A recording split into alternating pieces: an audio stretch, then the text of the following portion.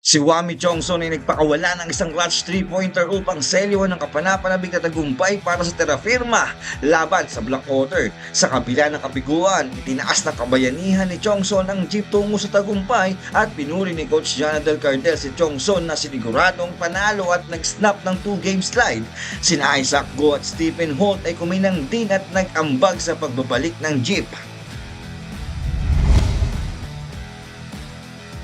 Haharapin ng Phoenix Super LPG ang rain or shine sa isang crucial na PBA Philippine Cup showdown. Sa kabila ng walang panalong record ng rain or shine, nananatiling maingat si Phoenix coach Jamike Jarin sa potensyal ng kanilang mga kalaban sa pagbabantan na Leonard Santillan at Bo Belga.